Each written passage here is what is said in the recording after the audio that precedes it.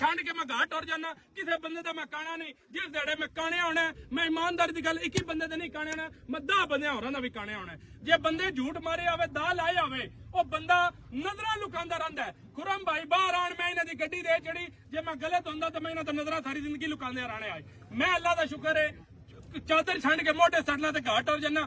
ਆਪਣੀ ਨੀਂਦਰੇ ਸੌਣਾ ਤੇ ਆਪਣੀ ਨੀਂਦਰੇ ਉੱਠਦਾ। ਨਾ ਕਿਸੇ ਨਾਲ ਜ਼ੁਲਮ ਕਰਨਾ ਹੈ ਤੇ ਨਾ ਅੱਲਾ ਦੇ ਹੁਕਮ ਨਾਲ ਹੋਣ ਦੇਣਾ ਇੱਥੇ ਜਿੰਨਾ ਚਿਰ ਮੇਰੇ ਸਾਹ ਨੇ। ਨਾ ਕਦੀ ਕਸਮੇ ਖੁਦਾ ਦੀ ਸ਼ੁਕਾਟਾਂ ਮਾਰੀਆਂ ਨੇ, ਨਾ ਝੂਠ ਬੋਲ ਕੇ ਕੰਮ ਕੀਤਾ ਹੈ ਤੇ ਨਾ ਕਰਨਾ ਹੈ। ਰਿਜ਼ਕ ਮੈਨੂੰ ਅੱਲਾ ਦੀ ਜ਼ਾਤ ਦੇਣਾ ਤੇ ਮੇਰੀ ਪੂਰੀ ਪਾਉਣੀ ਤੇ ਮੇਰਾ ਢਿੱਡ ਭਰੀਣਾ ਹੈ।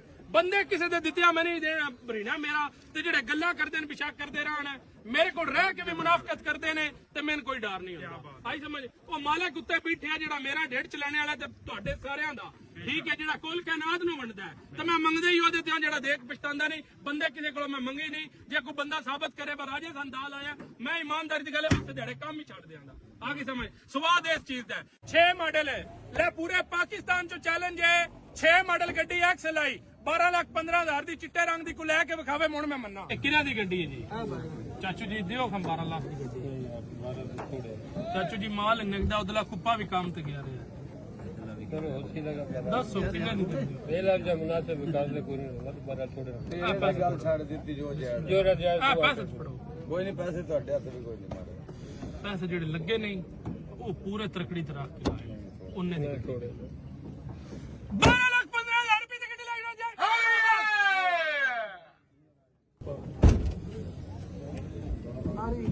मैं लाख रुपया दिन प्रॉफिट दे गड्डी अपने खाते तेरी गड्डी मैं अपने खाते पालन दे बयाना और बयाना दे नया ना तू बयाना दे बयाना दे आप 5,000 तू मैंने देना पूरा खाइते नशा देना मेरे नाल 200 रुपए दी ना करया करो। आई समझे।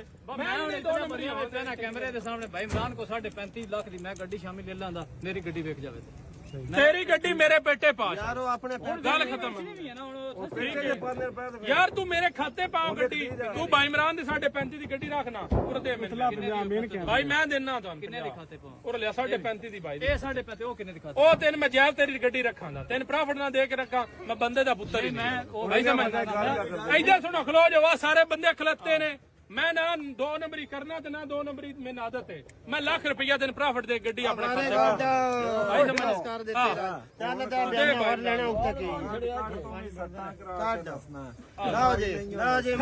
मुनाफका दा काम मेरे ते ना करो सर नहीं ਤੁਹਾਡੀ ਨਹੀਂ ਗੱਲ ਮੈਨੂੰ ਨਾ ਗਣਾਈ ਮੈਂ ਇੱਕ ਸਾਈਡ ਮੈਰਿਟ ਤੇ ਫੈਸਲਾ ਨਹੀਂ ਤੂੰ ਅਸਲ ਗੱਲ ਹੈ ਬਸ ਤੂੰ ਮੰਨਣ ਵਾਲਿਆਂ ਦਾ ਬੜਾ ਹਿਆ ਕਰ ਗਿਆ ਤੇ ਸਾਡਾ ਮੁਨਾਫਕ ਜਿਹੜਾ ਇਹਨੂੰ ਮਾਯੂਬ ਮਿਲਦਾ ਉਹ ਮੈਰਿਟ ਦੀ ਗੱਲ ਕਰਦਾ ਮੈਰਿਟ ਦੀ ਗੱਲ ਭਾਈਜਾਨ ਜਿਹੜਾ ਬੰਦਾ ਜਿਹਦੇ ਤੇ ਫੈਸਲਾ ਹੋਵੇ ਨਾ ਉਹ ਬੰਦਾ ਫੈਸਲਾ ਨਾ ਠੀਕ ਕਰੇ ਇੱਕ ਹੀ ਕਰੇ ਤੁਸੀਂ ਮੇਰੇ ਲੱਗਦੇ ਹੋ ਮੈਂ ਤੁਹਾਡੇ ਹਾਲ ਆ ਜਾਵਾਂ ਉਹਨਾਂ ਨੂੰ ਮੈਂ ਮਾਰ ਛੜਾਂ ਤੇ ਮੈਂ ਹੁਣ ਮੁਨਾਫਕ ਹੀ ਆ ਔਰ ਮੈਂ ਕੀ ਆ ਆ ਕੀ ਸਮਝ ਤੁਸੀਂ ਭਰਾ ਹੋ ਤੁਹਾਡੇ ਨਾਲ ਤਲਕ ਵੀ ਹੈ ਤੁਹਾਡੇ ਨਾਲ ਰਿਸ਼ਤਾ ਵੀ ਬੜਾ ਅੱਛਾ ਹੈ ਲੇਕਿਨ ਇਹ ਗੱਲ ਕਰਨ ਦਾ ਮਕਸਦ ਉਹ ਕਸਟਮਰ ਹੈ ਦੋਵਾਂ ਘਰਾਂ ਨਾਲ ਨਜਾਇਜ਼ ਨਹੀਂ ਕਰਨਾ। ਉਸ 50,000 ਰੱਖਿਆ ਮੈਂ ਕਿਹਾ 50 ਨਹੀਂ 20,000 ਰੁਪਇਆ ਬਾਈ ਤੈਨੂੰ ਛੱਡ ਦਿੰਦੇ ਜਾ ਤੂੰ ਆਖਿਆ ਵੀਰ ਜੀ ਅਸਾਂ ਨਹੀਂ ਦੇਣੀ ਅੱਧੀ ਟੈਂਕੀ ਤੇਲੇ ਦੀ ਜੈਨੂਇਨ ਕੰਪਰੈਸਰ ਚੋਂ ਗੱਡੀ 147 ਜੈਨੂਇਨ ਮਾਈਲੇਜ ਹੈ ਮੀਟਰ ਦੀ ਵੀ ਆਵਾਜ਼ ਹੈ। ਬਾਜੀ ਨਾ ਕਰਿਆ ਕਰੋ ਕੀ ਕਰਦੇ ਸਾਡੇ ਬਿਨਾਂ ਤਾਂ ਯਕੀਨ ਨਹੀਂ ਇਹ ਵੀ ਤੁਹਾਡੀ ਜ਼ਾਤ ਵਾਸਤੇ ਜੋ ਲੱਗਾ ਉਹਦੇ ਵਿੱਚੋਂ ਨਹੀਂ ਮੈਂ ਉੱਤੇ ਨਹੀਂ ਜਾਂਦਾ ਲੇਕਿਨ ਜਿਹੜੇ ਲੱਗੇ ਨੇ ਉਹਨਾਂ ਚੋਂ ਨਹੀਂ ਛੁਡਾ। ਮੇਰੀ ਗੱਲ ਸੁਣੋ ਜੀ ਨਾ ਇਹ ਕਰਿਆ ਕਰੋ ਵੰਦਾ ਪਾਣੀ ਪਾਕ ਹੁੰਦਾ ਦੁਆ ਦੇਖ ਸ਼ਾਇਦ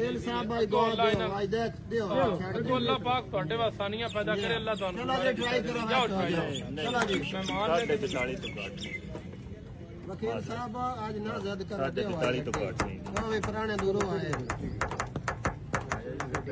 ਅਸੀਂ ਤੇ ਨਹੀਂ ਬੋਲਦੇ ਜਿਹੜੀ ਰਾਜੇ ਨਾਲ ਗੱਲ ਕਰ ਛੱਡੀ ਅਸੀਂ ਤੇ ਨਹੀਂ ਦੂਸਰੀ ਕਰਦੇ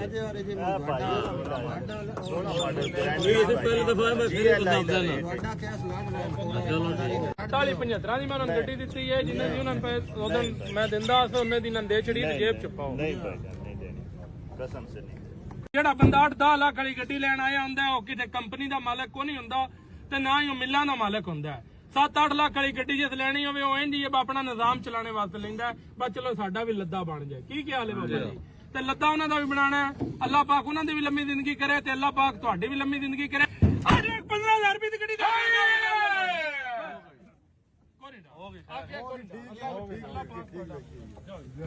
ਕੋਈ ਨਹੀਂ ਜਾਤੀ ਅੱਲਾਹ ਪਾਕ ਬਿਹਤਰ ਕਰਦਾ ਕੋਈ ਅੱਲਾਹ ਤੁਹਾਨੂੰ ਹੋਰ ਦੇ ਦਿੱਤਾ ਇਹਨਾਂ ਨੂੰ ਦੁਆ ਦੇ ਕੇ ਗੱਡੀ ਤੇ ਆਈ ਸਮਝ ਅੱਲਾਹ ਤਾਲਾ ਤੁਹਾਡੇ ਨਸੀਬ ਮਾਡਲ ਦੱਸੋ ਕਿੰਨੀ ਜੇ ਦੱਸੋ ਪੈਸੇ ਦੱਸੋ ਜੀ